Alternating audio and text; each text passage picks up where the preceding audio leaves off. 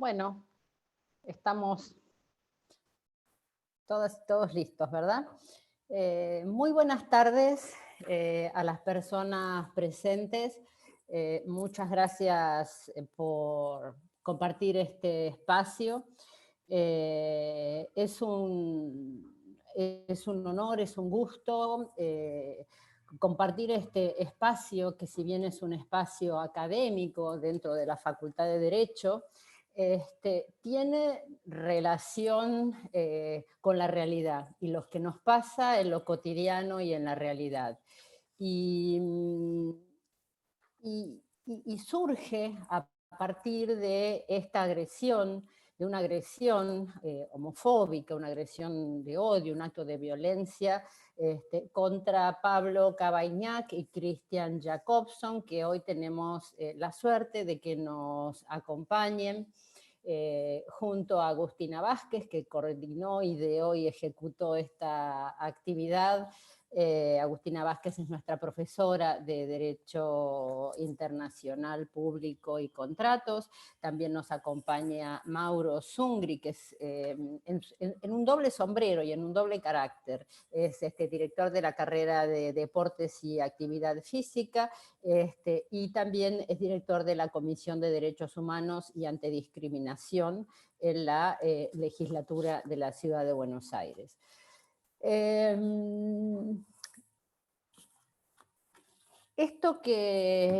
que va a ocurrir en esta charla es esta conversación entre este hecho y qué ocurre con el derecho, por qué nosotros como facultad decidimos abrir este espacio.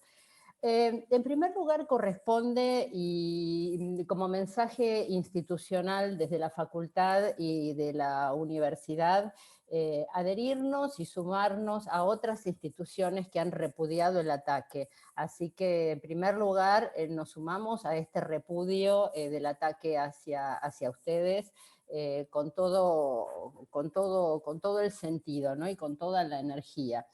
Y pensamos, y esto lo hablábamos también con Agustina, en las dimensiones del derecho, ¿no? ¿Qué ocurre con los derechos humanos y cómo los derechos humanos se bajan, se realizan o no se realizan o no se incumplen en la realidad? Y en estas dimensiones, a lo mejor de la teoría realista, quienes tuvimos la suerte de ser alumnos del doctor Goldschmidt en algún momento, que habla del derecho en estas dimensiones, ¿no? Hecho, norma y valor. Hecho entendido como el mundo jurídico, ¿no? El mundo de las conductas. ¿Y qué pasa con los valores de nuestra sociedad, ¿no? ¿Qué pasa cuando alguien esgrime que es un valor mantener ciertos valores y utiliza esto para agredir impunemente al otro, al que considera diferente o al que considera legítimo un objeto de agresión? ¿Qué pasa con este conflicto de valores en la sociedad?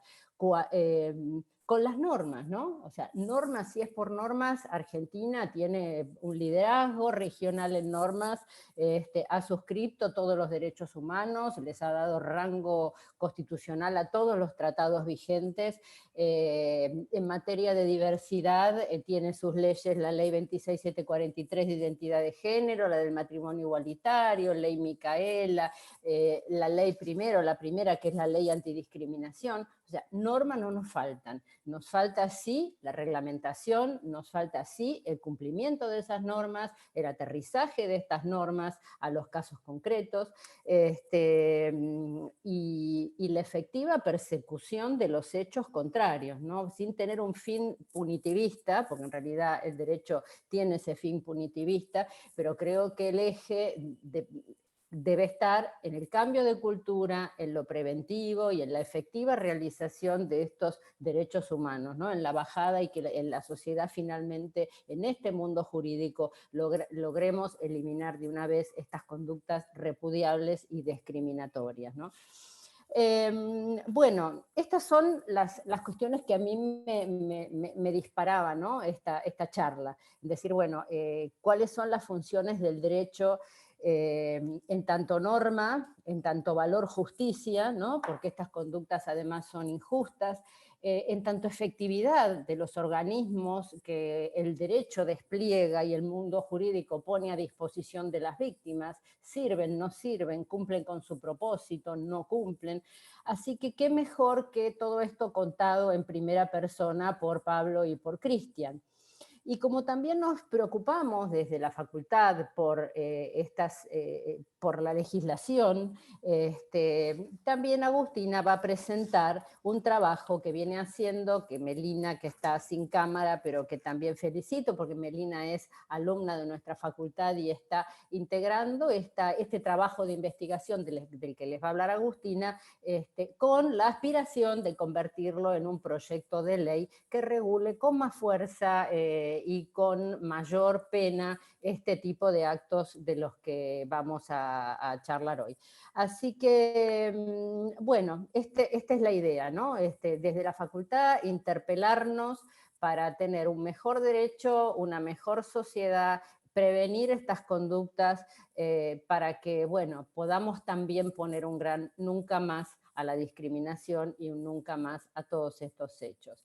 Así que vamos a hacer esta dinámica. Agustina va a enmarcar la actividad, va a presentar, Pablo y Cristian, por supuesto, contarán toda esta experiencia, lo que significó para ellos. Mientras tanto, vamos a tener el canal abierto de preguntas y respuestas para que vayan surgiendo las inquietudes. Después Mauro hará una reflexión final y luego Agustina también y Melina presentarán el trabajo que venimos haciendo. ¿Está bien? ¿Es así? ¿Lo dije bien?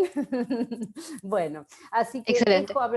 dejo hablar a los que tienen que hablar y a los que saben con los agradecimientos correspondientes. Así que bueno, adelante Agustina y muchísimas gracias Pablo y Cristian por visitarnos hoy. Muchísimas gracias, Cecilia, y me alegra compartir el panel entre tanta gente que sabe. Te incluyo, Cecilia, por supuesto, Mauro, con toda tu tarea en la legislatura. Pablo, Jaco, un placer tenerlos aquí. Ojalá fuera en mejores circunstancias. Eh, Siempre tengo que decir eso. Siempre es lindo volver a ver a alguien con el que compartí las aulas, como Pablo, que en algún momento, cuando recién me inicié en la carrera docente en la Universidad de Buenos Aires, fue alumno mío y creo que después compartimos alguna materia. Eh, y cuando salieron los hechos a la luz, que van a ser el presupuesto fáctico sobre el cual hoy vamos a trabajar en esta breve jornada, por supuesto, mi primera reacción fue el repudio. Pero mi segunda reacción, somos abogados, la mayoría de aquí, mi segunda reacción fue, bueno, ya sucedió esto, ¿qué podemos hacer para que esto no pase desde el derecho? Se pueden hacer seguramente muchísimas cosas más desde otras disciplinas y por eso los abogados no tenemos que trabajar siempre solos. Es muy bueno y muy enriquecedor el trabajo transdisciplinar. Sin embargo, es cierto, las leyes son nuestra primera materia y es por eso donde vamos a encuadrarnos esta actividad dentro de una actividad pedagógica que estamos llevando a cabo junto con Patricio Gandulfo, que aquí están de participantes y luego no va a tener forma de escaparse para hablar, aunque sea un segundito. Profesor profesor de materia penal en la Facultad de Derecho de la Universidad de Flores, y ahora se ha sumado últimamente Mónica Copani, profesora de Derecho Laboral también de la casa, y este trabajo que hoy vamos a presentar es un trabajo, un espacio pedagógico que hemos compartido entre tres materias, donde profesores de la casa, como los ya mencionados, Pablo, por supuesto, no tuvo forma de escaparse, y otros profesionales que se sumaron a nuestro trabajo, como Alejandra, como Javier, nos han dado un excelente espaldarazo para poder trabajar en una propuesta de reforma a la Ley Nacional Antidiscriminación. Y en esto retomo unas palabras que ya dijo Cecilia. Argentina tiene el plexo normativo más completo de América Latina. Siempre que Argentina ha debido dar un examen internacional en materia de derechos humanos, ya sea ante los órganos de Naciones Unidas o ante el sistema interamericano, el marco legal de Argentina es el marco legal de referencia para los países con una administración federal y sobre todo de tradición continental. Argentina tiene el marco legal que es excelente.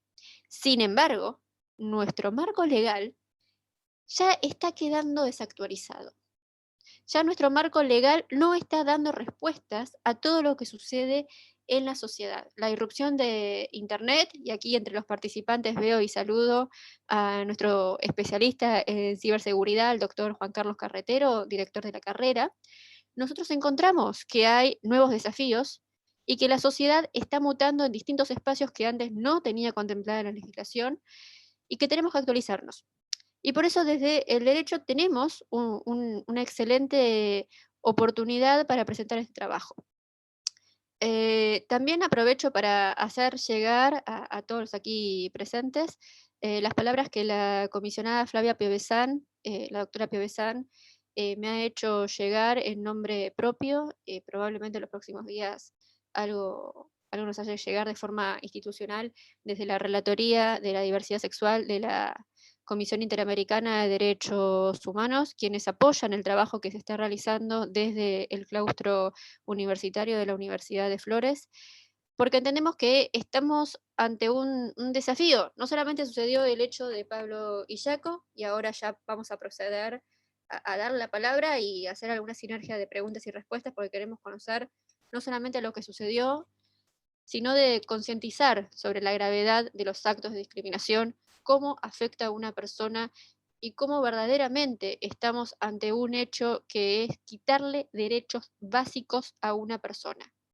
Y estamos hablando de discriminación en el siglo XXI, en el año 2020, en la ciudad de Buenos Aires. Si la ciudad de Buenos Aires, que siempre ha tenido una tendencia de mayor apertura, de mayor libertad, pensemos entonces qué sucede en otros espacios al interior de nuestro país, donde muchas veces personas como Jaco y como Pablo no están teniendo voz para poder hacer sus denuncias, para poder perseguir los actos que les han pasado y sobre todo para poder hacer justicia y vivir dignamente como cualquier otro ciudadano y como cualquiera de nosotros vivimos. Dicho esto, y ya habiendo hecho también propias las palabras de la comisionada Piovesan, me resta de encuadrar que este trabajo de proyecto de ley es una de las formas de hacer vinculación que hemos pensado desde el proyecto de derechos humanos que estamos dirigiendo en la Facultad de Derecho de la Universidad de Flores. Es una de nuestras líneas prioritarias de investigación y por eso queremos formar a nuestros alumnos con una conciencia de la dignidad humana. Ya en su momento lo dijo la querida maestra Norma Morandini, los derechos humanos se centran en la dignidad humana. Y hoy lo que estamos viendo es que no estamos viviendo todos en la misma dignidad humana. Y si no estamos todos gozando de los mismos derechos, significa que algunos tendrán privilegios y otros claramente están siendo deprivados de un mínimo de derechos. Y eso no puede suceder en democracia y mucho menos no puede suceder en un Estado con vigencia del Estado de Derecho. Dicho esto, Pablo, Jaco, los invito ahora a contar su experiencia y aprovecho para saludar aquí a la doctora María Rashid que se acaba de conectar. Pablo, Jaco, por favor, todo suyo el micrófono. Después presentamos el proyecto. Gracias. Bueno, no, gracias a vos, Agus. Gracias a vos. Tenemos un poco, así que por las dudas avisamos. Esperemos que no se corte mientras estamos hablando. Sí, toco madera. Bueno, no sé bien por dónde empezar, así que vamos a empezar por el principio. Sí, por el principio. La parte del principio, antes de sufrir el ataque, básicamente. Por favor. Bueno, estábamos... Mañana va a ser un mes. Yo estoy más como con la parte técnica, que acá voy a ampliar lo que les decía Pablo recién. Por ahí si se cae, tengo una conexión alternativa con el celular. Son unos segundos y la cambio. Hace casi un mes, mañana va a ser un mes, como les decía, estábamos celebrando que nos habíamos mudado con Pablo y habíamos salido a tomar unas cervezas con unas amigas de él por Palermo. Al volver era por Plaza Serrano, no cerquita de Plaza Serrano. Cuando empezamos a volver para el lado de la casa donde vivíamos antes, que era cerca del Alto Palermo, a buscar unas cosas, porque justo nos habíamos mudado y todavía quedaban cosas ahí, caminando de la mano y bueno, como cualquier pareja anda por la calle, paramos en una calle por Araos y Soler, sobre Araos, y nos dimos unos besos. En un momento sucede que, o sea, estábamos frente a frente y eso que pasa cuando uno se besa con alguien que quiere mucho, que es que pierde como, o sea, no está alerta a lo que sucede alrededor, ¿no?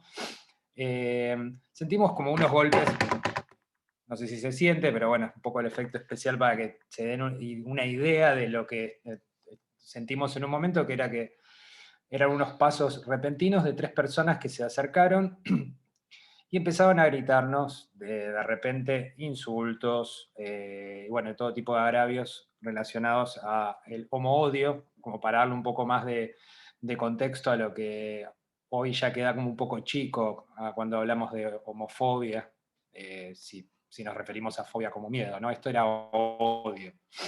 Y entre insulto va y viene, sufrimos algo muy loco, que es que no pudimos atinar a correr, fue una opción que no estuvo disponible. Y en un momento yo lo tenía a Pablo al revés de como nos ven ahora, y lo corrí un poco y le dije a estas 3 personas, a él no le peguen, a él no le peguen, e inmediatamente cuando me vuelvo para mirarlos a ellos, recibo un impacto de un golpe que todavía hoy no sé bien qué fue, si fue con algo que no era parte del cuerpo de la persona o con un objeto contundente. La cuestión es que me derriba y en esa caída al piso, bueno, caigo como un peso muerto porque perdí brevemente la conciencia. Fueron segundos nomás, no fue que un desmayo que me quedé tirado, pero sí lo suficiente como para que cayera sin poder amortiguar el peso, como cuando uno se cae y trata de no caerse con todo el cuerpo, ¿no? Y me costó bastante reincorporarme y en ese momento apareció uno de los 3 con un palo.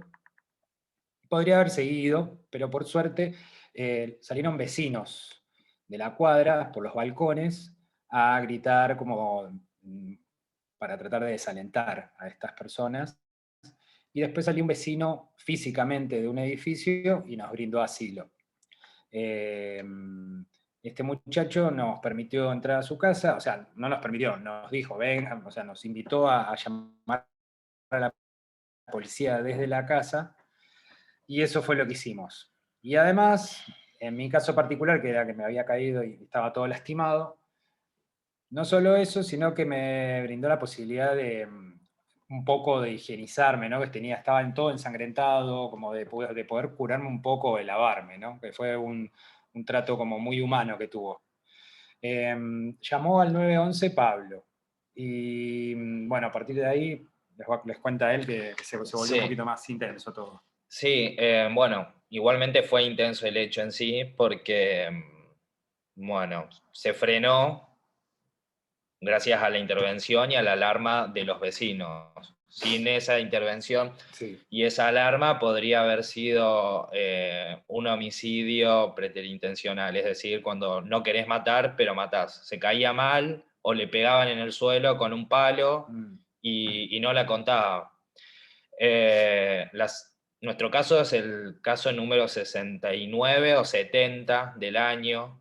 Informado, sin cifra negra. Y el 43% se cobra la vida de la víctima. Así que con esas cifras escalofriantes, nosotros hoy, a un mes de esto y sin saber todavía quiénes son los agresores, nos sentimos, bueno, sobrevivientes. Y no solo sobrevivientes a ese hecho que nos salvó la sociedad civil, sino también sobrevivientes a un montón de violencias institucionales y culturales que tuvimos que atravesar y que se desencadenaron a partir de este hecho, que se desencadenó además por darnos un beso en la vía pública, como nos es permitido, como tenemos derecho, y porque otras personas consideran que tienen más derecho que nosotros o que nosotros no tenemos esos derechos, como si fueran disponibles. Bueno, pasó esto, llamo al 911, el 911 no manda ningún patrullero, ningún tipo de auxilio, nos cansamos de estar en el departamento de un desconocido y salimos a la calle para volvernos o para llamar a un agente policial. La cuestión es que cuando salimos, después de esperar 20 minutos, pasa un patrullero con una policía mujer, le contamos lo que nos pasó, ella se contacta con la comisaría y con el patrullero que le correspondía venir a auxiliarnos. Y mientras tanto llegaban dos policías más, también mujeres, que venían del lado del cual se habían fugado estos agresores, que no se fugaron tampoco de una forma súbita, no es que se fueron corriendo porque la gente se alarmó, no. Cuando empezamos a pedir por la policía y se empezó a hacer ruido, y la gente de esa cuadra salió a defendernos y a impedir el hecho, ellos se quedaron tanteando a ver si se metían a sus casas, a sus viviendas, para continuar con la acción. No es que fue una cosa que quedaron infraganti y se dispararon. No, se quedaron ahí tanteando. Entonces nosotros nos asilamos en el departamento de este vecino. Cuando salimos y le comentamos a estas dos agentes lo que nos había pasado, ellas nos dicen, sí, son esos 3 chicos que se fueron corriendo por allá. Les dijimos, bueno, ¿y no los pueden ir a detener? Nos dicen, no, porque tienen que los tienen que identificar. Bueno, te acompañamos y te los identificamos. No, tienen que hacer la denuncia para tener las cámaras. Perdón, me indigna un poco y se me quiebra un poco la voz porque nos remueve. Parece que pasó mucho tiempo, pero todavía la verdad que lo seguimos reviviendo y nos sigue impresionando el hecho. Y también es un poco agotador, ¿no? Porque es extenuante revivirlo, repetirlo. Sí, es necesario, como... A ver, a esta altura nosotros lo consideramos necesario y un deber, es decir, es algo que por lo que quisiéramos evitar, o sea, nunca quisiéramos no haber tenido que estar nunca en esta situación, pero también lo consideramos un deber porque no puede seguir pasando y porque empezamos a decir basta a un montón de cosas. Y esta es una de esas. Entonces, la policía nos dice que teníamos que hacer la denuncia, fuimos a la comisaría.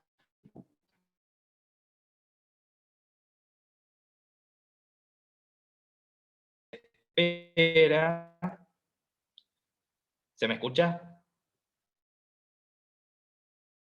Ahora sí. Ahí está. En la comisaría no había 10 de la noche, 10 y 20.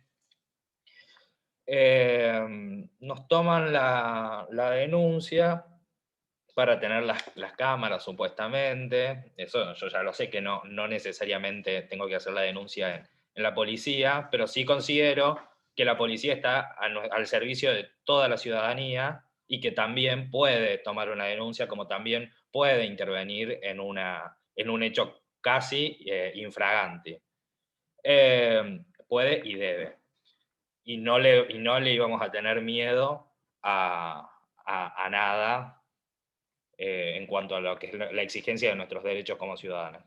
Entonces, tardó 1 hora el agente policial en tomar la declaración, 1 hora y 40 minutos en tomar una declaración de una carilla que lo tomó con los datos de él, Míos. con mi declaración, después con inexactitudes, después, no sé, 3 veces la tuvimos que corregir, y a las 12 de la noche, mientras yo declaraba, y él estaba ensangrentado, golpeado en la cabeza, y pidiendo por atención médica, le dicen, él pide por el SAME, y le dicen, no, en el SAME tenés que llamar, tenés que estar prácticamente tenés que estar muriendo, me dijeron. Mira, tenés que estar muriendo. Y se pueden negar pero no por el COVID. Pero después, aparte de eso que me dijo, no lo llamó. O sea, yo explícitamente le pedí que llamara al SAME. Voy a hacer una pregunta para recapitular porque veo que se conectó gente. Ustedes sufren el ataque, se refugian en el departamento de un vecino, que es el único que los asiste. No Sí. había un policía cerca. No. 3 personas contra 2. Sí. Una con se un fueron. palo. Juan Pablo, después van a la comisaría para hacer la denuncia. Tardan 1 hora 40 en tomar mal una denuncia. Sí. Y luego, cuando una persona ensangrentada en una dependencia policial Sí. está solicitando auxilio médico público, SAME, que es del Servicio de Emergencias Público de la Ciudad Autónoma de Buenos Aires, ¿no lo quisieron llamar? No, no lo quisieron llamar, y lo que hizo fue medio como una cuestión así de tomar una decisión médica basado en un criterio que desconozco cuál es, porque para empezar yo recibí un golpe en la cabeza, entonces por más que no tuviera signos de estarme muriendo, podría haber tenido cualquier tipo de daño neurológico que en cuestión de horas hubiera terminado mal, por ejemplo.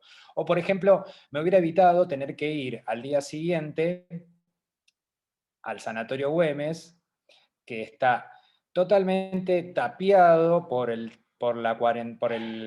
aislamiento para los casos de COVID, y exponerme ahí innecesariamente a que me vea un médico para constatar las lesiones que no fueron constatadas en su momento por el SAME cuando le pedí al policía que llamara al servicio.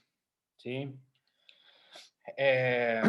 Entonces, cuando finalmente a las 12 Jaco ya estaba recansado, yo también, y dijimos, bueno, basta, déjame la denuncia como la tengas, y nos vamos y la hacemos en la sede de la fiscalía, porque si no nos íbamos a ir a las 2 de la mañana, al otro día teníamos que trabajar temprano. Bueno, cuestión que cuando llegamos a nuestra casa, releo la denuncia y veo que ellos que esta persona había relatado el hecho, como que no había sido un robo, habían sido unas lesiones, y que se trataba, en mis palabras, las palabras del discente, se trataba solo un acto homofóbico. Ese solo me indignó tanto que se lo marqué con un resaltador, lo subí a las redes sociales, él subió un video principalmente para nuestros conocidos, ¿no? Para noticiar y nada, y producto de nuestra indignación. Pero bueno, esa noche, la verdad que nosotros llegamos a nuestro hogar, a nuestra intimidad, y nos quedamos en silencio. Ahora que estamos hablando tanto, que somos conversadores, nos quedamos en silencio. O sea, no podíamos hablar porque teníamos una sensación total de vergüenza. No de vergüenza por quienes somos, sino de vergüenza por lo que nos pasó, vergüenza de que la sociedad deje que esto pase.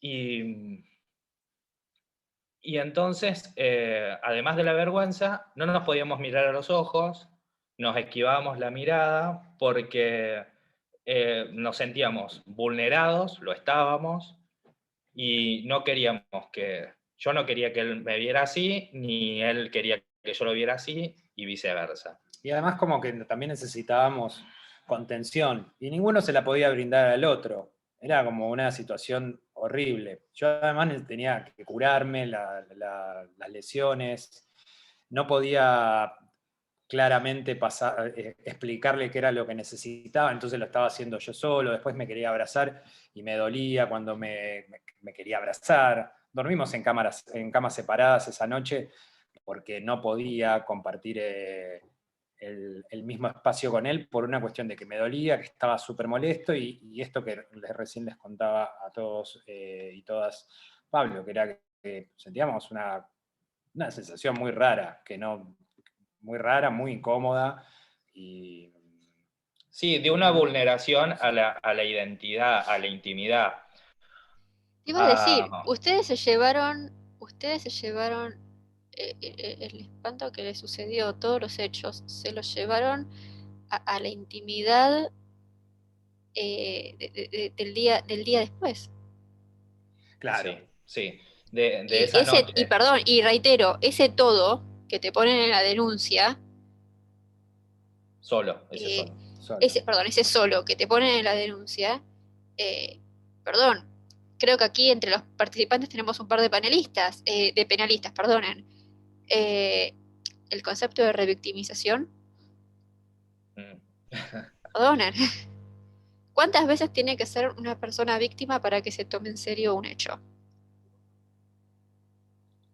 Sí, y mal encuadrado, porque esto no fue, a ver, yo tenía el teléfono así y no me lo sacaron, no me lo pidieron, o sea, la cosa era puto de mierda, trolo, no sé qué, dale, dale, mientras lo pegaban, bueno, así era la arenga. Eh, y nunca nos pidieron el teléfono, o sea, nunca nos quisieron robar. No fue una riña porque no estábamos ni lesiones en riña, ni lesiones porque sí, porque no los conocíamos, fue con alevosía, a traición, en estado de indefensión. Eh, y bueno, y en realidad lo que motivaba que nosotros estuviésemos en la policía era eso, era que nos pegaban por darnos un beso y por su odio al, a una orientación sexual homosexual. Eh, Cuestión que después de eso lo que hicimos es subir la noticia a nuestras redes y inesperadamente para nosotros eso rebotó en redes en medios de comunicación y a partir de ahí estuvimos una semana prácticamente dando notas todos los días, 3 o 4 notas a medios de difusión y de comunicación, porque nos parecía que había que visibilizarlo. Pero también, hablando de revictimización, fue una que nos No se desgastó. escucha. Eh, Ahí ¿Se se escucha escucha. ahí? Sí, sí. Ahí está. También fue una cuestión que nosotros la vivimos con una buena intención de visibilizar, pero también con ingenuidad de pensar que no íbamos a tener un costo personal y un desgaste, que lo tuvimos en tiempo material, en desgaste emocional, en quedarnos anclados en eso, en estar una semana repitiendo esto que estamos diciendo ahora, con la impotencia que nos genera también. Y después, por otro lado, también tuvimos, bueno, la difusión con organizaciones sociales, con organismos, con instituciones, pero que en realidad esto nos llamó primero la prensa y después el Estado, después nos llamó la Fiscalía. Primero me llamaron los periodistas y los periodistas se comprometían a llamar al fiscal. Entonces, gracias a esa presión mediática, a nosotros después nos llamó el fiscal y el fiscal de turno, tomó las medidas urgentes del pedido de cámaras y de las testimoniales. A ver, era un hecho que estaba lleno de testigos y que hay cámaras en la ciudad. Y te iba a decir, les pasó el hecho a ambos en un lugar transitado y con mucha visibilidad y con cámaras. No les pasó en un lugar apartado, oscuro, que no, o sea, si no se encuentran, Exacto, si no se sí, pueden identificar personas en ese lugar, en Aragos. sí, sí, Es impresionante. sí. ¿Y cómo fue Bueno, luego la charla la con el cuestión, fiscal? ¿Cómo fue la recepción de parte bueno, del Poder Judicial? El fiscal de turno, a ver, el fiscal de turno, bueno, la declaración a mí me la tomó el asistente, ¿cómo se llama la persona? Sí, el relator. El relator, bueno, no sé, no tengo lenguaje técnico, me sepan disculpar. Todos con muy buena predisposición. Después apareció el fiscal que estaba con una urgencia o algo, un compromiso, que después se sumó al Zoom, que no era un Zoom, era de otro tipo de software, pero era la misma plataforma de hacer algo virtual. Y nos dijo o sea, nos transmitió una clara solidaridad y compromiso con la investigación.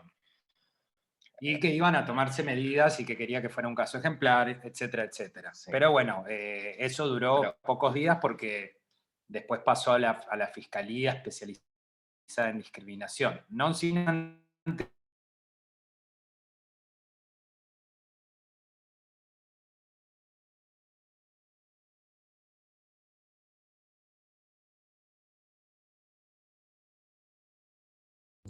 A ver, chicos, tienen que ¿Escucha reiniciar. Ahí se vuelve a escuchar, sí, sí. Ok. Bueno, no sé dónde nos quedamos, pero lo que sucedió fue que el fiscal... En que pasaron el caso a la Fiscalía Especializada. Pero antes de eso, el fiscal de turno mandó a levantar las declaraciones, las testimoniales, como decía recién Pablo, y ese fin de semana nosotros fuimos a dar notas en el lugar de los hechos y nos cruzamos con el asistente del fiscal, que había ido también con el SIC, con el de la policía, una división a levantar, bueno, un organismo que no recuerdo bien la sigla, creo que era SIC. A levantar las cámaras. A levantar las cámaras, nos pidieron, nosotros reconstruimos, nosotros fuimos caminando y reconstruyendo todo, le pasamos pormenorizado solamente nuestro recorrido, sino también las cámaras que íbamos viendo que habían en los lugares por donde nosotros caminamos. Hicimos nuestro propio relevamiento, anotamos y sacamos fotos.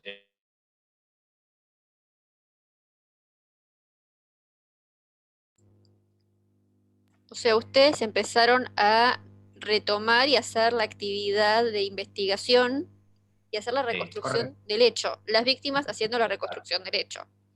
Así como lo estás diciendo. Perdón, lo digo de forma absolutamente irónica, por el absurdo legal que es que la víctima tenga que ir a hacer la reconstrucción del hecho. Sí. Perdón, no puedo evitar pensar en...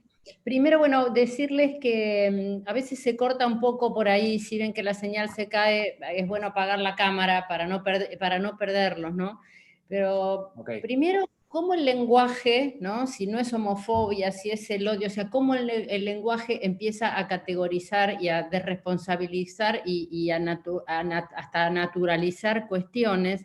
Segundo, las capas de violencia, ¿no? La violencia institucional, la demora, la revictimización, o sea, cómo va jugando en dos personas que tienen recursos, que son blancos, que viven en la ciudad de Buenos Aires, que son dos personas informadas. Pienso en todas las demás capas de interseccionalidades. ¿Qué pasaría con las personas que no tienen los recursos, no conocen, no acceden a la prensa? ¿Qué serie de violaciones a los derechos una encima de otra, ¿no? Cómo las capas se van superponiendo. Perdón, sigan hablando.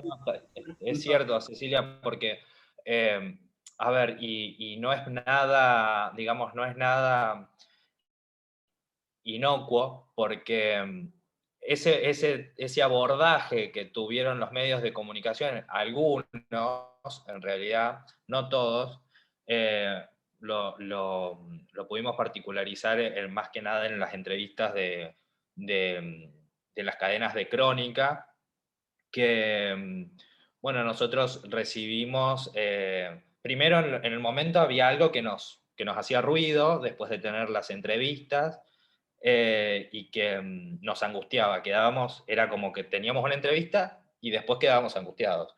Algo nos estaba pasando. Cuando fue pasando el tiempo, nos dimos cuenta que, bueno, la violencia discursiva, ¿no? Que teníamos en esa exposición. Ponemos nuestra cara, nuestros nombres y apellidos en un medio público, bueno, no público, pero de difusión. Masiva, con un grado de exposición importante. Y eso derivó en, bueno, digamos, en haber estado sometidos a discursos que nos patologizaban, que nos hacían, bueno, que nos cuestionaban como víctimas. Sí, la doble moral, ¿no? Como cuál era el límite, por ejemplo. ¿Cuál es el límite con un beso, no? Como si fuéramos culpables de sí, algo. O que estaban como poniendo en duda, ¿no? Vos bien decías recién, Cecilia, algo de la información, ¿no? Estos medios hacen lo mismo sistemáticamente con distintas personas, con distintas formaciones, distintos segmentos de la cultura. Y hacen criminología mediática, porque van constituyendo quién es la víctima y cuál es la buena víctima, cuál es la mala víctima, quién merece amparo, quién no, quién es juzgado y quién no. Y quién es delincuente y quién no también, porque también nos preguntaban, bueno, ¿y estos chicos que les pegaron? ¿Fueron rugbyers? ¿Fueron pobres? ¿O fueron, qué otra cosa más? Otra Neonazis. cuestión, o neonazis. Bien estereotipados. Ya con categorías. Con poco menos que le categorías. dan el formulario y tachar la categoría. Como Claro. si la homofobia no estuviese presente en personas comunes, como las que nos pegaron, eran personas comunes, o sea, comunes, sin ninguno de estos estereotipos. Y como si la violencia de este tipo y del discurso del odio fuera patrimonio exclusivo de un grupo específico de personas, ¿no? La tipificación del victimario, del delincuente. Sí, como un hecho privado, como un hecho natural, que es una demostración de afecto, no importa cómo, de pronto se expone públicamente y debe justificarse de alguna manera, porque en una pareja heterosexual no hay ninguna necesidad de demostrar, ni de justificar, ni de poner sobre la mesa, ni de explicar, ni de explicitar ningún tipo de demostración de afecto. ¿Cómo de hecho, los conductores... Sí, los conductores nos dijeron, claro, cuando les contábamos nos dicen, claro, se daban un beso como una pareja normal. Y nosotros al unísono reaccionamos y dijimos, somos una pareja normal, teniendo que subrayar eso, que es lo normal además, ¿no? ¿Qué sería lo normal? La cuestión es que esa normalidad se ve que no nos incluye, y no solo que no nos incluye, sino que se actualiza en las violencias concretas ahora, en nuestro cuerpo, en nuestra intimidad, en nuestra psiquis, en nuestra emocionalidad, bueno, nada, en nuestra historia de vida ahora.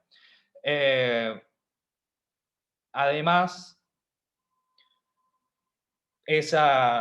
digamos, la difusión de nuestros datos personales, la exposición, generó que circularan datos sensibles y que recibiéramos amenazas en las redes sociales. Amenazas que tuvieron, digo, la suficiente entidad como para que el fiscal nos otorgara 2 botones antipánico, que la verdad que hablábamos también con Alba Rueda, una funcionaria del Ministerio de la Mujer, Diversidad y Género, y ella nos emparentó en eso, nos sentimos emparentados en lo que significa para una persona trans salir a la calle y militar el género, y salir con miedo, porque nosotros esos días salíamos con miedo, con sensación de persecución, y con 2 botones que nos recordaban que podíamos seguir estando en peligro, ¿no? Entonces era, bueno, o lo que siente también cualquier mujer, que es cuando sale a la calle y siente que se tiene que cuidar, o que tiene que tomar precauciones.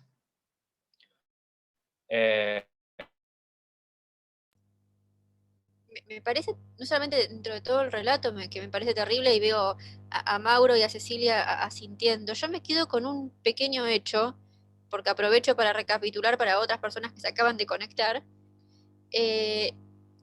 Ustedes sufren un hecho de discriminación, les toman mala denuncia, no los atendió el SAME en el momento porque no quiso llamarlo la policía. Por suerte tuvieron un buen fiscal que entendió la situación y que tuvo una conducta humana, más que atada al derecho, una conducta humana. Y luego, el caso de ustedes tuvo una visibilidad mediática y una visibilidad por redes sociales. La verdad, yo me contacté con Pablo porque hace tiempo que éramos amigos por Facebook y lo vi ahí, me espantó el caso cuando lo leí. Y en el medio de la difusión de su caso, se filtran datos personales de ustedes. Exacto. Y cuando se filtran datos Sí. personales de ustedes, ¿qué sucede? Recibimos ¿Le amenazas. siguieron llegando amenazas? Llegaron amenazas, el fiscal nos da los botones antipánico, o sea, dispone eso. Y después recibimos como comentarios sobre los comentarios de solidarización de amigos, familiares y de desconocidos. De estas mismas personas o entidades, no sabemos quién, si es un grupo, si son usuarios anónimos, porque obviamente este tipo de comportamientos no tienen, o sea, la cobardía que hay atrás de eso. Del anonimato. Del anonimato y de inventar usuarios o aliases falsos para después ponerte a amenazar gente. Es muy fuerte. Esto no pasa solamente con lo que nos pasó a nosotros, pasa en un montón de situaciones. Bueno, a ver, y ahora que estoy pensando, nuestros dos ataques tuvieron la modalidad de la cobardía. El ataque sorpresa y el ataque a través de las redes sociales anónimas. Bueno, cuestión que nada, que eso fue después el detonante de esta cuestión, que también fue difícil de procesar.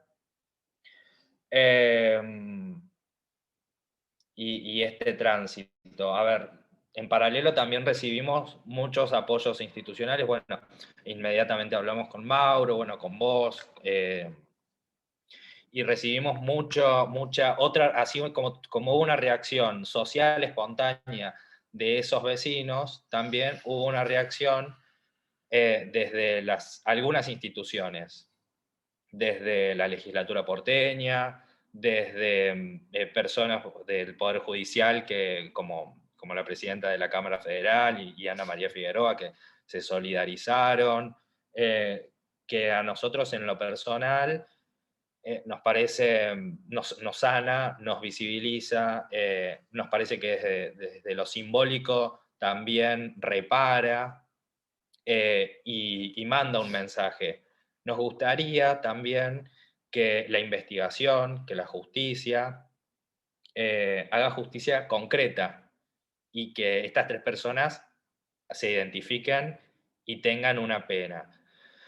La pena que les corresponda. Pero la cuestión es que el gremio de judiciales también, sí, perdón, es mi compañera.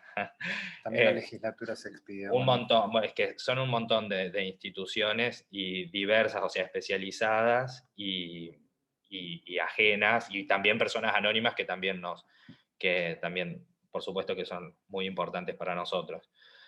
Mauro, perdonen, Mauro, ¿cómo trabajó el caso también la legislatura? Para irme echando un poco y Bien, ir poniendo las cosas en paralelo. Te cuento, primero antes de arrancar el tema de la legislatura, porque no me puedo separar, yo hace 20 años que integro la comunidad UFLO, así que celebro profundamente que la UFLO se esté pronunciando sobre estos casos. Así que desde ese lado, gracias Cecilia, gracias a Agustina. Ahora sí, ya desde el rol desde la legislatura, nosotros rápidamente nos contactamos con Pablo y con Cristian, nos reunimos el 5 de octubre, los escuchamos, igual que nos pasó y yo ahora estoy como reviviendo las mismas sensaciones de impotencia, no creer, ese policía que se aboga a la capacidad y el criterio de no llamar a la asistencia médica. La verdad que nosotros, lo que se hizo, se presentaron, nosotros desde la Comisión de Derechos Humanos presentamos primero un proyecto de repudio de lo que había sucedido y por otro lado un pedido de informe para pedir justamente las cámaras, para poder colaborar en la investigación. El pedido de informe lamentablemente todavía no ha sido aprobado, así que ahí estamos trabados, no hemos podido avanzar. Sí, la declaración salió y debo también reconocer que salió con la aprobación de todo el arco político, porque todo el arco político presentó declaraciones y salieron en conjunto, que es la A458, la legislatura de la Ciudad Autónoma de Buenos Aires expresa su más enérgico repudio ante los ataques homofóbicos sufridos por Christian Jacobsen y su novio Pablo Cabainac en el barrio de Palermo y brega por el derecho a la igualdad y la libertad de todos sus ciudadanos y ciudadanas.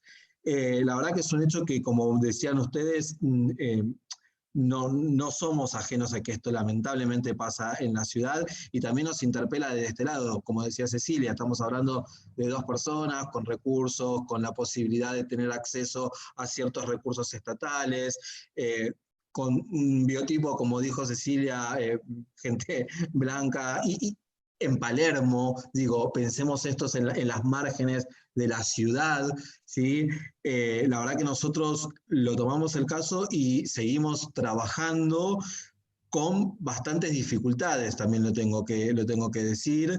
Y bueno, enseguida pusimos a disposición de Pablo y Cristian tanto el despacho de la presidenta de la comisión como de la legislatura. Nos gustaría y nos parecería correcto que se pueda avanzar en el pedido de informe para poder tener más información y colaborar. Por supuesto que la legislatura no puede esclarecer el caso, pero sí poder ayudar en ser un actor más que se pueda pronunciar y que pueda colaborar con el esclarecimiento del caso. La verdad que sigo pensando en cosas que cuentan Pablo y Cristian y en otras cosas que contaron en ese momento cuando nos reunimos y que yo por supuesto no voy a contar, es decisión de ellos. Y la verdad que es increíble porque Pablo decía algo interesante, fueron 2 ataques. No fue solamente lo que pasó esa noche, sino también lo que vino después. Y creo que sobre eso también hay que seguir trabajando, porque eso también configura un ataque, configura situaciones de vulnerabilidad para la gente que lo sufre. Queremos un país, pero queremos una ciudad también sumamente respetuosa de todas las diversidades de las disidencias. Como vos arrancaste, Agustina, diciendo, estamos en el siglo XXI, en el año 2020, bueno, nosotros nos interpela de la misma manera. Y también lo que queremos es que no haya una laguna legal en este caso, porque no son unas lesiones, son lesiones motivadas en odio por orientación sexual. Y la ley acá también tiene una falencia, está desactualizada, no es lo mismo que cualquier lesión. A ver, a nosotros Absolutamente. no fueron el daño psicológico que nos causaron y que tenemos que elaborar ahora, no te lo causan cualquier tipo de lesión. A ver, si yo me peleo con alguien y en ese contexto recibo una lesión o soy lesionado, no me va a afectar mi integridad psicofísica ni psicosexual. Y acá sí, o psicoidentitaria. Y Pero acá sí. te discriminaron por una parte de tu identidad. Te discriminaron Exacto. por parte de tu esencia. Uh-huh. Exactamente. Y por supuesto que todos estos aspectos, y Pablo lo sabe mejor que yo, porque por su formación en penal, cuando nosotros buscamos en nuestros tipos penales, nuestra legislación actual está quedando desactualizada.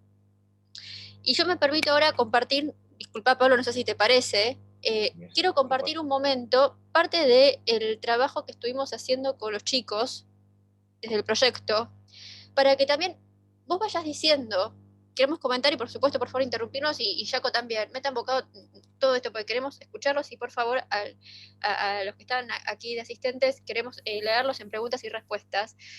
Yo ahora voy a compartir la pantalla de qué es lo que está efectivamente contemplado en la ley. ¿sí?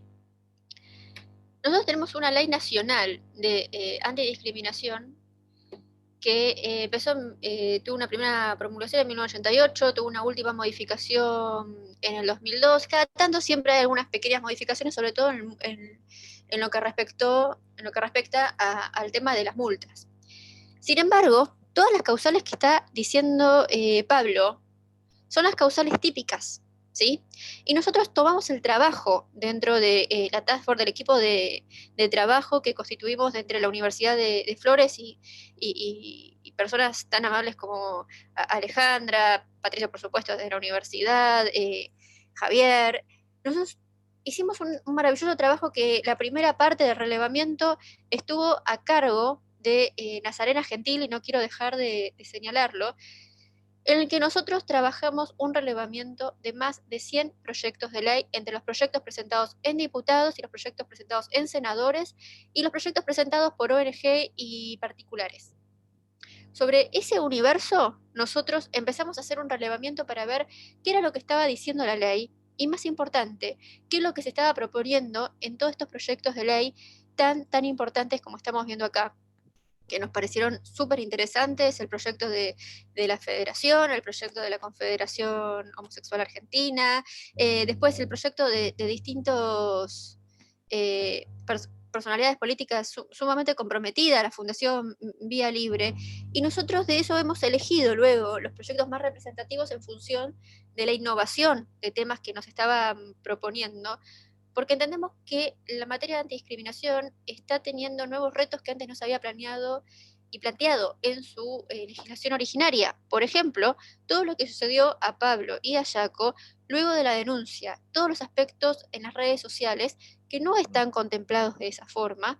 No se habla de una discriminación en las redes sociales, y es súper importante tener esto actualizado e integrado, porque es uno de los aspectos... Pablo. Perdón, Agus, que nosotros en ese sentido también hicimos un reclamo en la Defensoría del Público con Miriam Lewin, donde, bueno, marcamos exactamente los acontecimientos que vivimos en la cobertura de Crónica, porque nos pidieron que recreáramos el hecho como si a una persona víctima de una violación le hicieran recrear el momento de la violación. O sea, eso en cámara. Después, tema, bueno, el tribunal digamos, de cuestionamiento hacia la víctima que tuvimos, y después los comentarios así, habilitantes de discursos de odio. Y también tuvimos que hacer pedagogía, porque en muchas otras también tuvimos que, con nuestros recursos conceptuales, hacerle frente a esos gérmenes de discurso. Por ejemplo, nos preguntaban hacía cuánto estábamos de novios, como si eso tuviese algo que ver. Y después lo editaban también. O sea, eso por suerte no lo circulaban. Pero bueno, y eso está en análisis de un equipo de comunicadores sociales que van a hacer un análisis semiológico, y después de un equipo jurídico para, bueno, como el organismo no tiene facultades sancionatorias, pero sí resarcitorias, ya sea con derecho a réplica, con espacio en el aire, con el dictado de cursos y capacitación, que nos parece también urgente como una política pública para que no haya un caldo de cultivo para que esto siga pasando.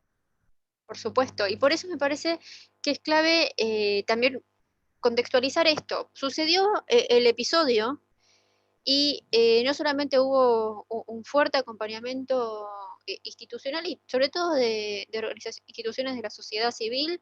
Nosotros, dentro de esa categoría, proponemos la realización de un proyecto de ley en la que tuvimos que analizar todos los proyectos de ley vigente, y lo estoy señalando por lo siguiente, porque nos pareció sumamente interesante pensar qué es lo que se viene proponiendo, porque somos varias personas y de distintos lugares que estamos advirtiendo que la ley antidiscriminación está quedando vieja.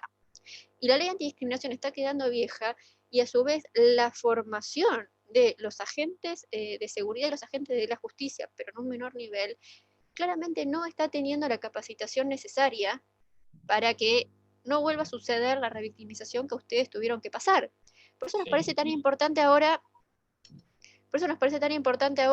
que acá hablando un poco sobre el estudio de las causales de discriminación, me pregunto si de casualidad está Melina Lorenzo y Juliana Jaquemet aquí en línea. Disculpen que dejo de compartir un momento y las busco. Sí, Juliana, te voy a permitir hablar. No. Perdón. Y voy a poner también a Melina. Ah, Melina ya está. Juli. Jaquemet, perdón. Juliana, ¿me escuchás? ¿No me ves? Pablo, ¿querías comentar algo? Melina, perdón. No, podía ser un intermedio que, bueno, que en ese sentido, con lo que comentaba Agustina sobre las fuerzas policiales, también tuvimos una audiencia con el defensor del pueblo, con Alejandro Amor, con María Rashid, bueno, Flavia, y también ahí hicimos, ahí está, yo soy la redactora, y también advirtieron eso y teníamos la intención de hacer de mostrar esto a las fuerzas de seguridad para que se gesten protocolos o por lo menos circulares para que haya una capacitación. Nosotros en ese primer momento realmente no nos animamos, vamos a ser sinceros, no nos animamos a accionar por ese lado, pero pasado el tiempo, porque nos daba miedo hacer una propuesta a una fuerza policial. Pero la verdad que, como dijimos al principio, no dijimos basta a tantas cosas en este mes y también vamos a decir basta a esto. Yo no quiero vivir con miedo a la policía. Y no le vamos a tener miedo, y tampoco quiero demonizar porque no es la policía, digamos, no es la policía de antes de la dictadura, no es la policía de los 90, también hubo reformas, también pienso que se puede reformar y que se tiene que reformar, y justamente por eso decidimos acompañar, o sea, aceptar esa propuesta. Y la verdad que eso, nosotros somos dos ciudadanos de a pie, ponemos nuestro cuerpo, nuestros nombres y apellidos, y que nos animamos. Y nos animamos justamente porque llegó un punto de saturación. Esto ya no es un chiste homofóbico, no es un chiste machista, no es un comentario, no, es algo que se metió en nuestra vida.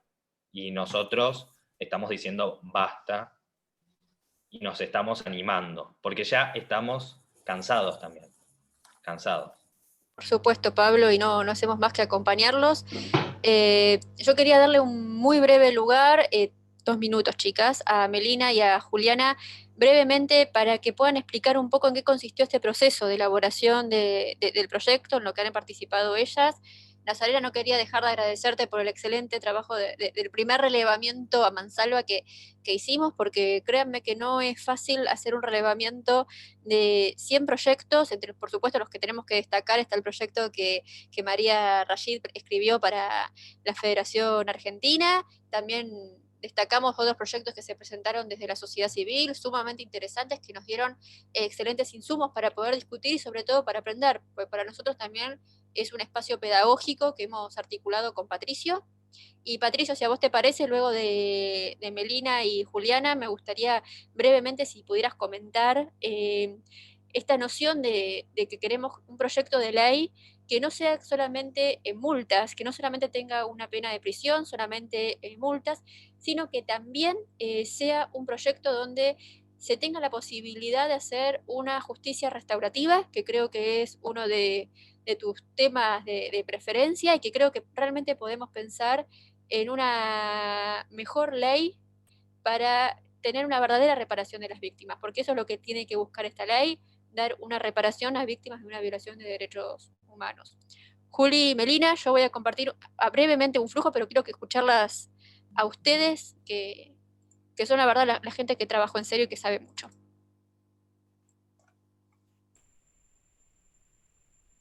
Pueden hablar, no mordemos. Bueno, antes que nada agradecer el espacio y bueno, la oportunidad de realizar esto, que bueno, es la primera vez. Te volví un poco loca, Agus, porque no, había muchas cosas que no sabía, pero bueno, la realidad es que por lo menos el proyecto que yo hice el relevamiento, me llamaron la atención algunas cosas que bueno, son las que hice más hincapié. Por ejemplo, las recomendaciones que se le dan para las personas afectadas. Si bien, son buenas las recomendaciones, me parece que, por ejemplo, la número 1 dice no responder ofensas ni realizar reiteradas búsquedas de las situaciones ofensivas que solo terminan poniéndolas en primer plano. Difícil no responder una ofensa, muy difícil. Denunciar y asesorarse. Bueno, eso, lógicamente. Bloquear al usuario o usuaria agresivos en el caso de que sea por redes sociales, como comentaban Pablo y Cristian.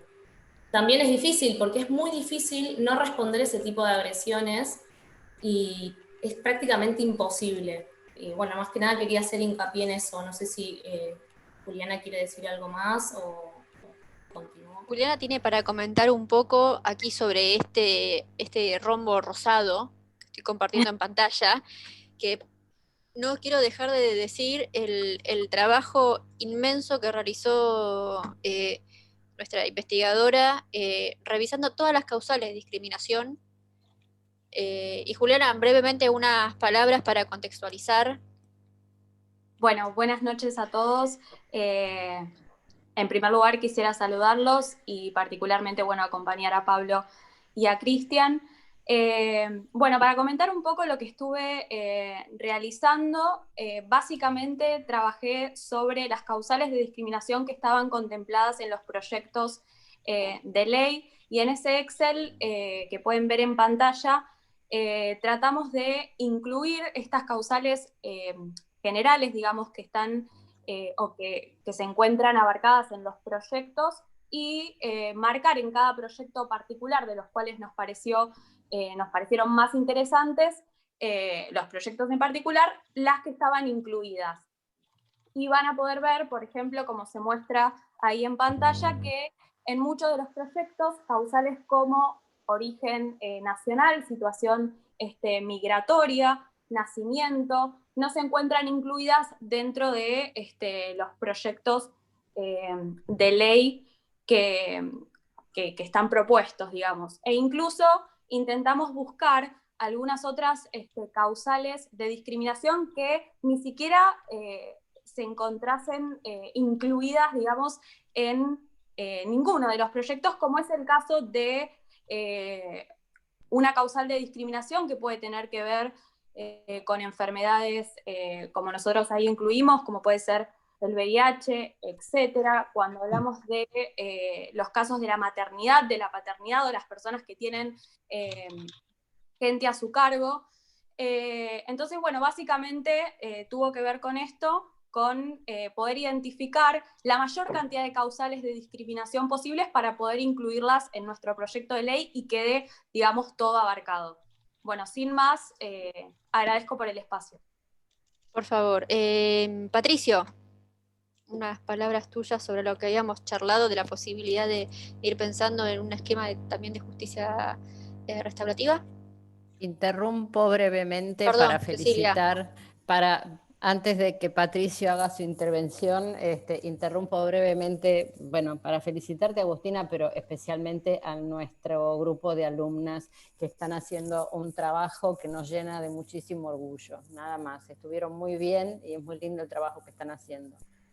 Y yo aprovecho también para agradecer a muchos de los que están aquí presentes, porque queremos escucharlos en la sección de preguntas y respuestas, porque hoy es una instancia de diálogo, estamos todavía trabajando en un proyecto, tenemos unas líneas ya hechas, pero queríamos contarles con la seriedad con la que trabajamos el proyecto desde un espacio académico, donde tenemos también la misión de formar futuros profesionales que estén comprometidos con la promoción y defensa de derechos humanos. Y nos parece una buena instancia poder tener aquí un diálogo que queremos ya dejar de hablar nosotros para poder escucharlos a ustedes y poder darle un cierre a esta actividad, pero llevándonos sus aportes para enriquecer este trabajo. Patricio, disculpa. Bueno, muchas gracias, Agustina. Bueno, gracias a todos también por estar acompañándonos este día. La verdad, después de escuchar todo lo que estuvieron diciendo, realmente me da ganas de pedirles disculpas, ¿no? En realidad los que tendríamos que pedirles disculpas somos la comunidad, la Administración de Justicia, porque no estamos en condiciones, aún a pesar de estar en la época en que estamos, como marcaba Cecilia, de poder gestionar este conflicto que tuvieron, ¿no? Tenemos que encontrar la forma de transformar esto que les pasó en algo positivo, en algo que, como bien marcaba Pablo, que no le vuelva a pasar a otras personas y que podamos transformar la realidad. Pablo dijo que estaba indignado, y realmente es cierto, ¿no? Ellos como víctimas de sus victimarios, pero también del sistema, tienen un montón de cosas que les han pasado en función de este hecho, y realmente es algo que no se soluciona con lo material o con las penas a las que estamos acostumbrados en el derecho penal, ¿no? Él había hablado desde lo simbólico repara. Bueno, justamente a eso es a lo que aspira el enfoque restaurativo, ¿no? Las prácticas restaurativas, esta idea de la reparación del daño. Hablaban de justicia, de una justicia concreta, ¿no? De que haya una pena y que sea la pena que le corresponda, pero la verdad es que a mí me gustaría saber cuál es la pena que les corresponde, ¿no? Eso lo tienen, lo va a saber la víctima, lo va a saber, lo van a tener que resolver los verdaderos protagonistas. Y esto me hace acordar algo que pasó hace muchos años. En el 2005, el juez Rafecas tuvo un caso de unos skinheads que habían hostigado a una persona por su religión, ¿no? por ser judío. Y bueno, en realidad lo que se terminó haciendo fue como cursos, informarlos, hacerlos visitar el Museo del Holocausto, porque el juez consideró en ese momento, y por las características de las personas, eran menores de edad, que ellos habían actuado por desinformación.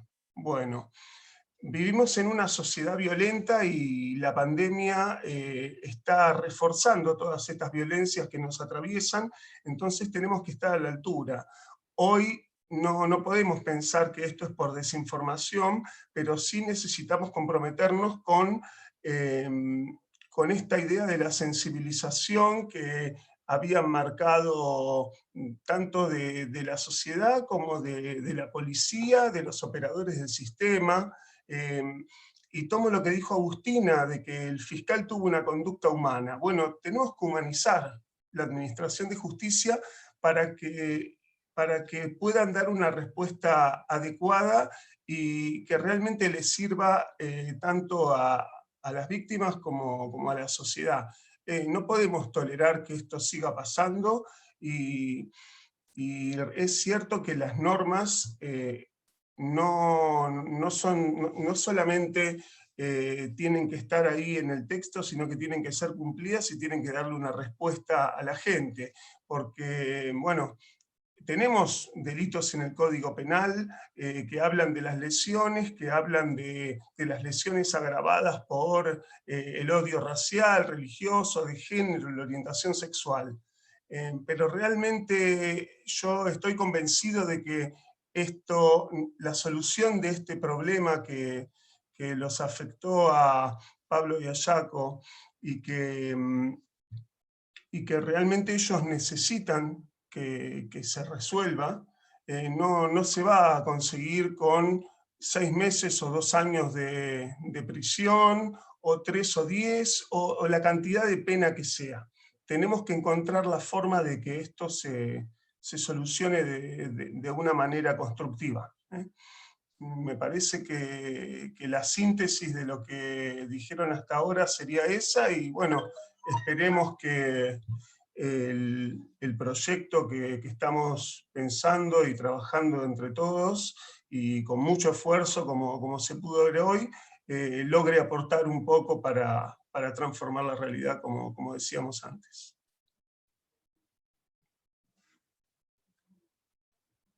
Antes de pasar ya de darte la palabra para el cierre, y entiendo que teníamos unas palabras también de María para sumar aquí, no quiero dejar de olvidarme de agradecer a Estefanía Giacone y por supuesto a nuestra Cristina Tejada, alumna y becaria de investigación de la universidad, que está trabajando incansablemente junto con Nazarena, trabajaron muchísimo en el relevamiento y no quiero dejar de mencionarlas.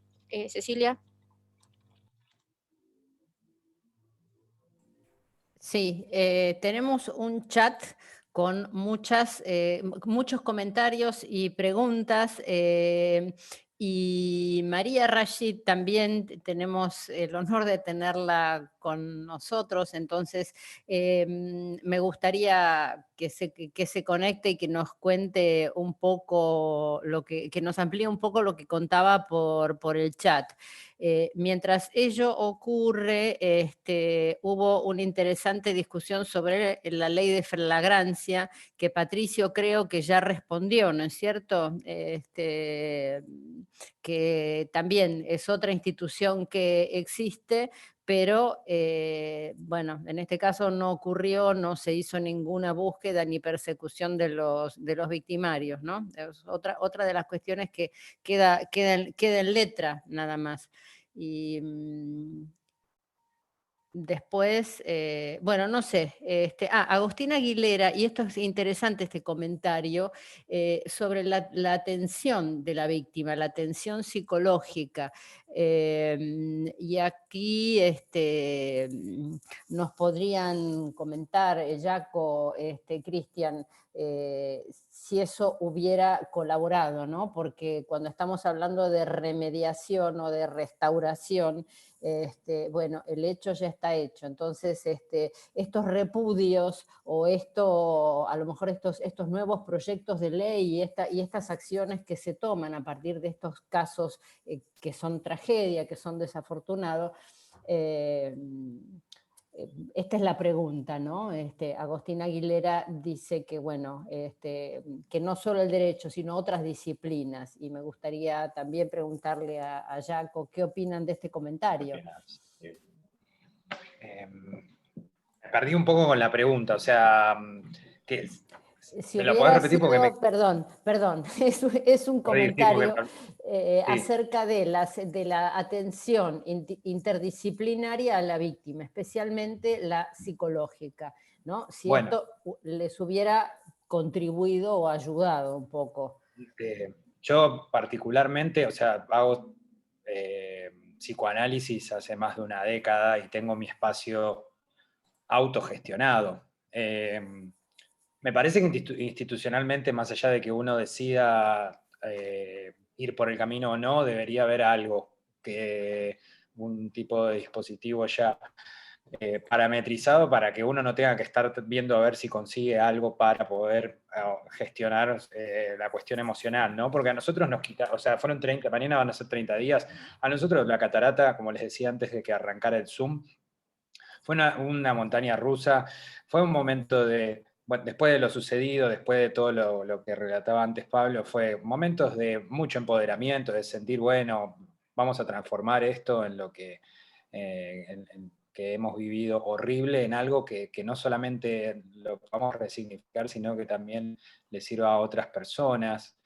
Bueno, después de eso, transitar como un poco de vacío también, porque así como vino, también la efervescencia de que pasó algo y demás, bueno, pasan otras cosas y esa marea baja y uno empieza a quedar en el olvido del mediático, pero también nos afectó en lo personal, en el trabajo, en la expectativa del trabajo de cada uno de nosotros, o sea, digamos, del empleo que cada uno tiene, la expectativa que se tiene de cumplimiento, y nosotros quedamos medio como trabados ahí psicológicamente Sí, en lo que nos sucedió, paralizados, ¿no? Perdón, porque es una cuestión que, a ver, no es uno se limpia y sigue y vuelve a accionar y vuelve a su cotidianidad. No, nuestra cotidianidad fue esto que estamos relatando. Entonces, realmente me parece que la reforma tiene que ser integral y al mismo tiempo integral porque, a ver, nosotros desde tener que enfrentar a los medios de comunicación haciendo pedagogía, donde eso se podría haber solucionado con ESI, es decir, con educación sexual obligatoria, yo no tendría que estar dando cátedra de cuestiones así, bueno, vos no sabés, andá y estudiá, pero no es mi trabajo como persona, como ciudadano común. Después, el maltrato, o sea, le tengo que yo decir a la policía cómo tiene que trabajar, cómo tiene que actuar en flagrancia, cómo tiene que tomar una denuncia, le tengo que decir algo a la ciudad dónde tiene que poner los domos de los videos para poder captar y proporcionarme seguridad. O a la fiscalía, ¿dónde están las cámaras? O a la fiscalía después, ¿dónde están las cámaras? Tener que esperar un mes. Un mes, sí. Un mes para... todavía no vimos los resultados de los análisis de las cámaras, ni de las testimoniales. Pasó un mes cuando en la televisión, cuando matan a alguien, cuando pasa otro hecho, si es vendible, tenés la cámara a los 2 minutos, en las horas, en el mismo día. En el mismo día. La policía, los medios, la justicia. Después lo bueno que sacamos de esto fue que se nos ocurrió con nuestra delegada gremial juntar también los repudios institucionales que fuimos recolectando y elevarlos al Consejo de la Magistratura para que, con una sugerencia de que se dicten cursos, como se hace en Ciudad, con perspectiva de diversidad sexual. Pero todo este impulso y todos estos distintos escenarios que se nos fueron abriendo, los hicimos por nuestra voluntad. Y eso fue digamos, nuestra reacción hacia la violencia, hasta el alcance al alcance y todo lo que desencadenó esa violencia. Entonces fuimos diciendo, basta esto, basta aquello, y vamos así. Nos transformó también. Pero hay otras personas, o nosotros en otra época de nuestras vidas, nos hubiese condenado otra vez al silencio, otra vez a un lugar horrible.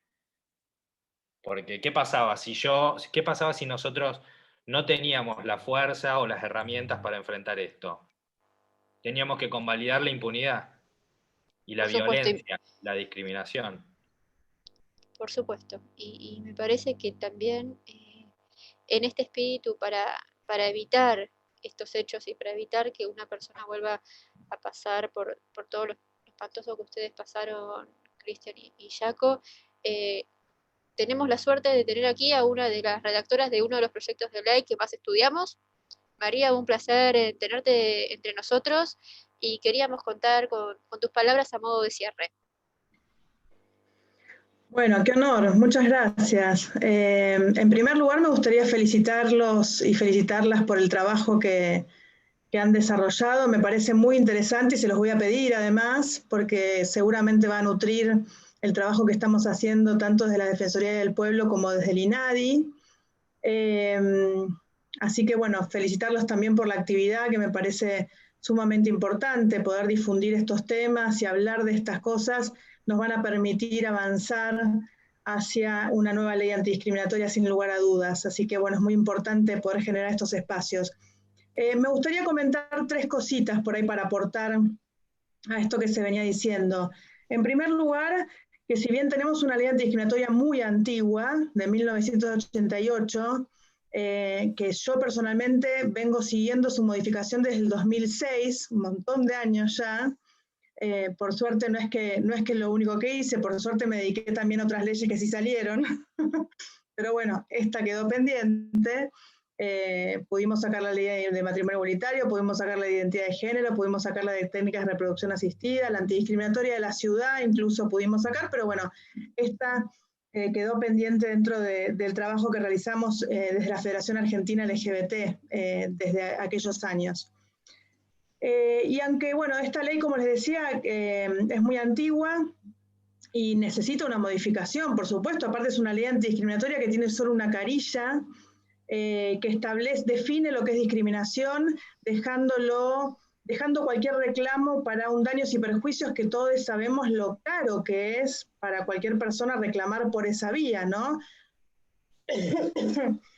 Y por otro lado establece tipos penales para casos muy graves. No es mucho más que esto la ley que tenemos vigente en Argentina. Pero sí tenemos, y esto es algo positivo, una ley de femicidio que sí establece agravantes para los crímenes de odio hacia la diversidad. Agravantes para los casos de lesiones, para los casos de homicidios, para otro delito más, que creo que es robo con armas o alguna cosa así. Pero sí lesiones y homicidios, estoy segura, no recordaba recién, estaba buscando, pero no llegué a encontrarlo. Lesiones y homicidios está grabado por la ley de femicidio en los casos de crímenes de odio por orientación sexual e identidad de género. Así que este caso podría estar grabado si, por supuesto, podemos identificar a los responsables. Nosotros desde la Defensoría del Pueblo, la Federación Argentina LGBT, sacamos un informe de crímenes de odio y era muy interesante escuchar que es cierto que en el caso de los chicos que compartieron su experiencia y que esto sirve también un montón para visibilizar una situación en la que ellos por lo menos tienen este acceso que mencionaban ellos mismos y ustedes hace un rato, de poder visibilizarlo, de que llegue a los medios. Pero bueno, por ejemplo, el primer semestre de los crímenes de odio hacia la diversidad sexual, y esto tiene que ver con vulneración a la integridad física de personas de diversidad sexual en el primer semestre, hubo 54 víctimas mujeres trans en todo el país, 11 varones gays, 3 mujeres lesbianas y 1 varón trans.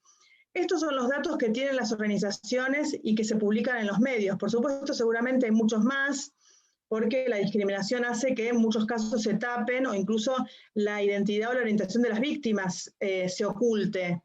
Pero para que veamos la proporción en la que las mujeres trans, que son el sector más vulnerado de nuestra población, es víctima de este tipo de vulneración de derechos. Y por último, contarles que en el proyecto que estamos trabajando desde el 2006 y que hemos modificado, pero millones de veces, por eso les voy a pedir la investigación de ustedes porque lo vamos a seguir modificando, siempre se puede seguir mejorando, incluso tomar el proyecto que ustedes propongan para trabajarlo también en el Congreso. Lo que trabajamos principalmente como eje es, por un lado, esto que ustedes hablaban de los pretextos discriminatorios, ¿no? Hay pretextos que no están incluidos en la ley de 1988, un montón de pretextos. La diversidad sexual es uno, pero hay un montón de otros pretextos que no están incluidos en la ley. La presunción del daño moral. Es muy difícil para una persona víctima de discriminación tener que probar el daño moral. A veces los abogados piden ir a un psicólogo, que un psicólogo o una psicóloga firmen algún diagnóstico. Cuando si hay discriminación, siempre hay un daño moral. puede ser más o menos grave, pero la persona víctima de discriminación siempre sufre un daño moral, por lo tanto consideramos que se debe presumir este daño, por lo menos, y en todo caso que admita prueba en contrario. La inversión de la carga de la prueba, no por supuesto en ningún hecho penal ni contravencional, pero sí hay mucha jurisprudencia en materia de discriminación, en donde se invierte la carga de la prueba como, por ejemplo, el caso de la mujer embarazada en el derecho laboral, ¿no? O sea, ahí en el caso del despido de la mujer embarazada se invierte la carga de la prueba. Hay mucha jurisprudencia que extiende esta inversión de la carga de la prueba a otros hechos discriminatorios, no respecto del hecho de la vulneración, sino respecto del pretexto de la vulneración del derecho. Está en mejores condiciones de probar eso la persona que vulnera, limita, obstaculiza el derecho que la persona que es víctima de esa situación. Lo que proponemos también, además de esto, es encontrarle otras respuestas a las situaciones de discriminación. La respuesta no es solamente la penal. Hay muchas situaciones de discriminación que son producto de la desinformación, del desconocimiento, de que hemos aprendido a discriminar en muchos ámbitos de nuestras vidas. Entonces la respuesta del Estado debe ser acorde a eso. A veces la sanción penal no es la mejor respuesta para una situación de discriminación. Recuerdo que desde el INADI, en una oportunidad, el Vichy Fuertes, un jugador de fútbol de Santa Fe, le había dicho mogólico a otro jugador en pleno partido y las cámaras justo lo estaban apuntando, y por supuesto muchas organizaciones que trabajan con personas con síndrome de Down se acercaron al INADI a denunciar. ¿Era la mejor respuesta una sanción penal, una multa? La verdad es que consideramos que no. Lo llamamos al Vichy Fuertes y primero le explicamos por qué ese hecho de decirle mogólico a otro jugador había generado un daño para muchas familias y para muchas personas que no eran ese jugador, que no estaban en ese partido, pero que se habían sentido lesionadas y dañadas por ese hecho. Él lo entendió, lo comprendió, y entonces le propusimos una reparación colectiva, juntándose con organizaciones que trabajaban el tema de las personas con síndrome de Down y quizás filmando algunos spots o haciendo algunas campañas, una conferencia de prensa que tuviera que ver con concientizar sobre ese acto discriminatorio. Estas herramientas no la tiene la ley antidiscriminatoria actual y tenemos que darle a los jueces e incluso a la sede administrativa, que en este momento es el INADI, estas herramientas para poder responder rápidamente ante situaciones de discriminación. Y por último, políticas públicas, como decían recién, que tiendan a prevenir la discriminación, ¿no? Tratar de evitarla, que sería lo más importante. Y en este sentido también nuestras propuestas tienen mucho de este contenido, ¿no? Políticas públicas en el ámbito del trabajo, de la salud, de la educación, del deporte, y que apuntan a esto, a tratar de evitar estas situaciones de discriminación para que no sucedan en realidad. Así que bueno, gracias por la oportunidad de compartir todo esto. Reitero la felicitación al gran trabajo que están haciendo y la voluntad de leer lo que están haciendo y tenerlo a mano para todo el trabajo parlamentario que estamos haciendo, tanto desde el Instituto Nacional contra la Discriminación como desde la Defensoría del Pueblo. Y bueno, mi felicitación también a los chicos que se animan a contar su historia, que con esto generan que muchas personas estemos pensando, hablando sobre este tema, y esto va a ayudar muchísimo para avanzar en la sanción de una nueva ley. Muchas gracias.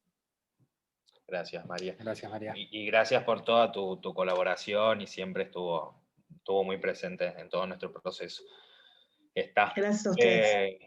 Y sí, no, yo quería decir unas últimas cositas respecto al frente legislativo y político, si se quiere, y de política criminal. Porque cuando la primera barrera que tuvimos es esta laguna legal, ¿no? Esta desactualización. Entonces es lo que nosotros ahora que estamos exigiendo, que se reforme, que en nuestro caso, bueno, va a ser juzgado con esta ley, pero que los próximos no.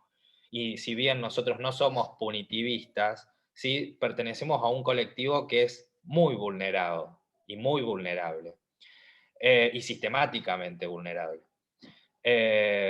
Entonces, el derecho penal, en nuestro caso, es más tutelar que otra cosa. A nosotros, si hay una pena importante, después nosotros no recibimos el comentario de, ay, bueno, total le dan una probation o le dan una condicional y sale, va, cumple unas tareas comunitarias y se terminó.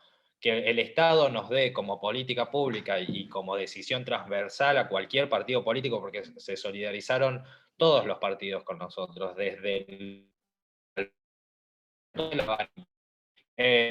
y nos parece que en realidad como política pública podríamos disponer en última instancia si nosotros queremos una pena de prisión o no, o ver un método de conciliación. Yo no creo tampoco, que la pena, yo no creo que la pena sea la solución, ni mucho menos. Sí pienso que es la última razón del derecho, es la última instancia, que hay casos y casos, y en nuestro caso particular, nosotros no cargamos odio, ni revancha, ni nada, estamos buscando que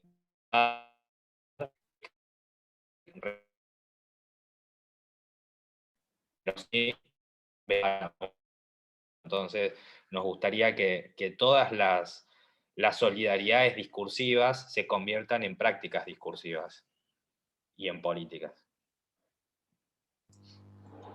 Creo que voy a ser repetitiva en esta última palabra de cierre, pero hacer nuevamente propio y transmitir el absoluto repudio desde la Universidad de Flores a los hechos que han sucedido. Me alegro que haya salido tan bien este espacio de debate. Nos llevamos muchísimos comentarios ya guardados para poder ir continuando discutiendo este proyecto, porque este trabajo recién tiene esta etapa, pero vamos a continuar perfeccionándolo y luego, por supuesto, lo haremos llegar, lo queremos circular para luego presentar. Muchísimas gracias, Juliana, Nazarena, Cristina, Melina, por supuesto, Cecilia, como siempre, millón de gracias por la paciencia. Sabemos que cada vez que ves un mail mío, yo sé que te agarras la cabeza. Yo lo sé, ya está. Ya lo lamento. Sé que cada vez que mando un mail es un mail con 5 adjuntos, así que ya me conoce. Mauro, un placer conocerte y muchísimas gracias por tu acompañamiento, al igual que María. Muchas gracias a ustedes. Muchísimas Un gracias, acto María. de desagravio, un acto de desagravio me merezco. O sea, por supuesto, tengo los por mails, supuesto. muchos adjuntos, pero el 95% son un sí, ¿no? Es cierto, Porque es cierto. la verdad que con iniciativas como esta es un gusto trabajar.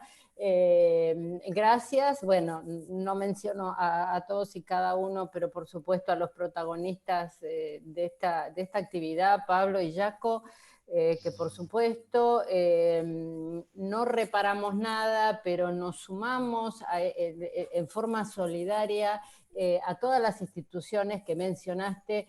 No habías mencionado la academia, así que la academia por lo menos presente en este repudio y en este, como dijo Patricio bien, en este pedido de disculpas, ¿no? Que esto se convierta en algo... Es muy importante, Cecilia, es la usina que forma los operadores judiciales.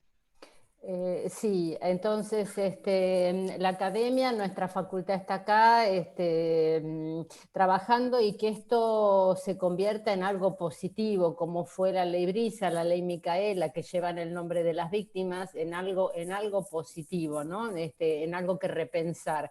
Es una pena y lamento muchísimo tener que cortar este espacio, que vamos casi para 2 horas. Yo seguiría mucho tiempo más discutiendo, pero bueno, tenemos que cortar. Así que agradecimientos, disculpas y bueno, y repitamos pronto con algunos de los temas que nos quedaron en el tintero. Muchísimas gracias a todos y bueno, y Pablo y Jaco, suerte y que esto vaya sanando con el tiempo. Gracias. Gracias.